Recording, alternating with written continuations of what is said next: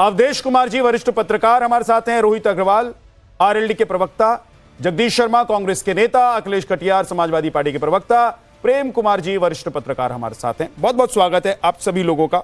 अवधेश कुमार जी, क्या उत्तर प्रदेश में जातीय कार्ड जो अखिलेश जेब में लेकर बहुत दिनों से घूम रहे हैं कि चुनाव आएगा तो इसका इस्तेमाल करेंगे, और हमने देखा कि इससे पहले जो लोकसभा का चुनाव हुआ उसमें उसका असर भी दिखाई दिया, आपको लग रहा है कि ये जो पश्चिम उत्तर प्रदेश से जाटलैंड से जो आवाज निकल रही है ये असर डालने वाली है? अफवाह की बात कर रहे हैं योगी आदित्यनाथ, अखिलेश यादव सिर्फ अफवाह फैला रहे हैं कि सच में वो पकड़ बना रहे हैं? अवधेश जी। नहीं, देखिए, अखिलेश जी का सबसे अच्छा प्रदर्शन 2022 के विधानसभा चुनाव को देखेंगे तो राष्ट्रीय लोक दल के साथ उनका गठबंधन था। हालांकि बरेली में और मेरठ में उनका प्रदर्शन अच्छा नहीं था, लेकिन सहारनपुर और मुजफ्फरनगर में थोड़ा प्रदर्शन ठीक हो गया था। लेकिन इसके बावजूद भारतीय जनता पार्टी की सत्ता वहां आई, जबकि किसान आंदोलन हो चुका था, जाटों को भारतीय जनता पार्टी के विरुद्ध खड़ा किया जा चुका था, इसके बावजूद वो स्थिति बनी।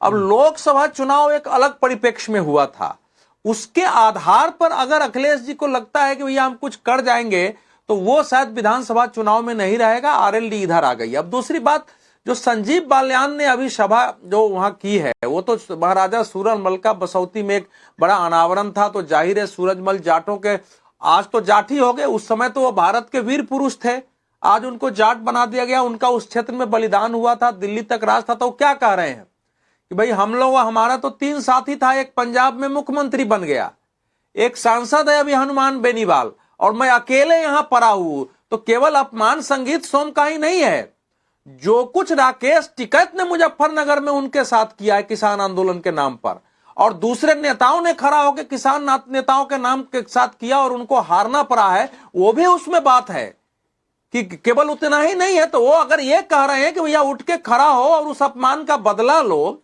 तो उसका अर्थ एक ही तरफ हम क्यों देखते हैं? बाकी अखिलेश जी पीडीए कर रहे हैं, वो करते रहेंगे। भारतीय जनता पार्टी में योगी आदित्यनाथ जी ने एक काम किया, जब ज्यादातर जातीय सम्मेलन होने लगे तो उन्होंने जातीय सम्मेलन पर रोक लगा दी, गाड़ियों में जाति लिखने पर बैन लगा दिया, जातीय बोर्ड पर बैन लगा लिया। तो नेताओं ने दूसरे तरीके से जातीय सम्मेलन शुरू कर दिया, क्योंकि अखिलेश जी की जो दादरी में सभा थी वो कायदे से 8 मार्च को गुर्जर लोगों ने बुलाया था, लेकिन वो गुर्जर पंचायत नहीं था। तो जब लोग जातियों की सभाओं में जाते हैं तो इस प्रकार की भाषा बोलते हैं। लेकिन भारत की राजनीति अगर देश के सामने, उत्तर प्रदेश के सामने आया है कि 1970-69 के बाद इतिहास में पहली बार देश सबसे बड़े आंतरिक खतरा जो माओवाद था उससे मुक्त हुआ है, और उससे उसकी बात हो रही है। ऐसी बहुत सारी बातें इससे प्रभावित होती हैं। और मैंने नहीं दिया, लास्ट में कह रहा हूं, देखिए जाटों के सामने 2013 के दंगे हैं जहां जाट लोगों को घेर के मारा गया, और सपा के शासनकाल में जाटों पर मुकदमे किए गए, जो थाने में पकड़े गए थे उन दंगाइयों को छोड़ा गया है वहां। तो ऐसा नहीं है कि जाटों के अंदर वो गुस्सा नहीं है और गुस्से के कारण आप कुछ भी करेंगे। 2013 का जो दंगा था, जिस ढंग से वहां कुछ हुआ है, वो आसानी से जाट लोग भूलने वाले नहीं है। सबसे ज्यादा हमला उन्हीं पर हुआ, सबसे ज्यादा अरेस्टिंग उन पर हुई, मुकदमे उन पर हुए, और बीजेपी का शासन नहीं आता था, बहुत सारे लोग जेल में होते। ये भी एक सच्चाई रही है। ठीक बात है, अब तो सारे जिन निकलेंगे बाहर। प्रेम कुमार जी, आप सहमत हैं अवधेश जी की बातों से? देखिए, अवधेश जी एकांगी विश्लेषण करते हैं मेरे हिसाब से, हो सकता है मेरे भी विश्लेषण को एकांगी बोले, लेकिन जाट किसान आंदोलन जो है, किसान आंदोलन कोई राजनीतिक आंदोलन नहीं था। उसने अपने लक्ष्य को हासिल किया, 3 कृषि कानून वापस लेने पड़े, वो आंदोलन की जीत थी। अब उस आंदोलन का राजनीतिक प्रतिफल पाने के लिए जिस तरह से चौधरी चरण सिंह जी को भारत रत्न दिया गया, जाट खुद खुश हुए, लोग भी खुश हुए, लेकिन जयंत चौधरी जी ने जो प्रतिक्रिया में समर्थन दिया वो एक सौदेबाजी के रूप में सामने आया, वो एक बात थी। लेकिन आज बीजेपी अपनी उसी राजनीति को आगे बढ़ाते हुए कि अपने साथ वाले दल को ही खा जाना है, अब यहां दूसरा जाट नेता पैदा कर रही है संजीव बालियान के रूप में। उनको अब जयंत चौधरी की जरूरत नहीं रहेगी। पैदा कर रहे हैं, संजीव बालियान के रूप में जाट नेता पैदा कर रहे हैं। जाट राजपूत और जाट के बीच जो बीजेपी के नेता नूरा कुश्ती कर रहे हैं, उसका अंतिम लक्ष्य बीजेपी का यही है।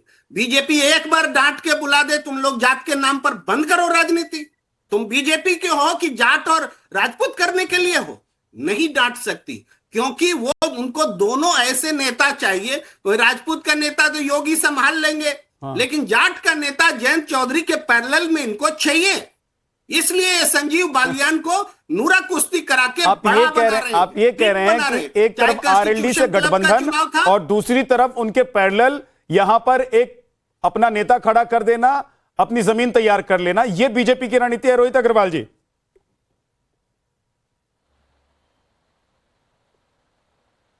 देखिए, मुझे लगता है जो राजनीतिक विशेषज्ञ हैं ये दूसरे को कह रहे हैं कि एकांगी विश्लेषण वो कर रहे हैं, परंतु ये तो मुझे लगता है कि पूरी तरीके से ग्रस्त विश्लेषण कर रहे हैं समाजवादी पार्टी की विचारधारा, और समाजवादी पार्टी में इनको ज्वाइन कर लेना चाहिए। दूसरी बात ये है, इन्होंने कहा चौधरी चरण सिंह जी को जो भारत रत्न दिया गया वो सौदेबाजी थी। इनसे जरा पूछिए कि चौधरी चरण सिंह से बेहतर किस व्यक्ति को भारत रत्न दिया जा सकता था। चौधरी चरण सिंह जी, मतलब भारत रत्न का सम्मान स्वयं है चौधरी चरण सिंह जी को भारत रत्न देना। उसके बाद ये इस तरीके की जब बातें करते हैं तो ऐसा लगता है जैसे समाजवादी पार्टी से इनकी जेबें गर्म हो रही हो और वहीं से भेजे गए हो कि राजनीतिक। ऐसे मत बोलिए रोहित अग्रवाल जी, वो आरजेडी जब बिहार में चुनाव चल रहा था तो लोग कह रहे थे कि आरजेडी की तरफ से भी ऐसा ही है। विश्लेषक हैं, पत्रकार हैं, उनको कम से कम रहने दीजिए, अपना अपना पक्ष रखिए, बोलिए। देखिए जब अब जो सच्चाई है वो तो बोलनी पड़ेगी भाई।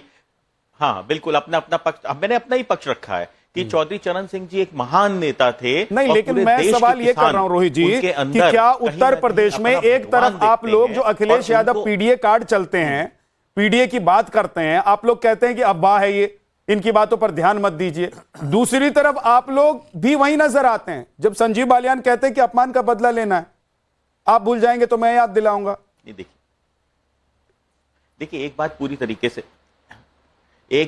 तरीके से साफ है कि आज गंगा में बहुत पानी बह चुका है और कोई भी व्यक्ति जो नया भारत है उसका कोई भी युवा ये नहीं चाहता है कि उसको जातियों के नाम पे बांटा जाए। अब हमारा भारत चांद के ऊपर जा रहा है और अखिलेश यादव जातियों के नाम पे बांट के अपनी राजनीतिक जमीन को ढूंढने का काम कर रहे हैं, जो कि अब उनको मिलने वाली नहीं है। अखिलेश यादव सदन के अंदर चीखते हैं राहुल गांधी से जाति कैसे पूछी, और आप देश के बच्चे बच्चे की जाति जानना चाहते हो, यह अत्यंत दुर्भाग्यपूर्ण है। आपसे जाति पूछ ली जाए तो आपको दर्द हो जाता है, वो टीस आपकी कहीं ना कहीं सदन के अंदर दिखाई पड़ती है, पर घर घर जाके आप जाति पूछना चाहते हो कि आप किस जाति के हो और जातियों के नाम पे बांटना चाहते हो। यह साफ तौर पे दिखाता है कि अखिलेश यादव जी खाली राजनीतिक जमीन ढूंढने के लिए देश के युवाओं को पीछे ढकेलना चाहते हैं, पर देश का युवा समझ चुका है अब वो पीछे जाने वाला नहीं है, ना राजनीतिक किसी भी जातिगत राजनीति में वो फंसने वाला है। आज देश का युवा विकास के साथ है और एनडीए के साथ है। ठीक है सर, ओके सर, अभी थोड़ा सा चुनाव में वक्त जैसे ही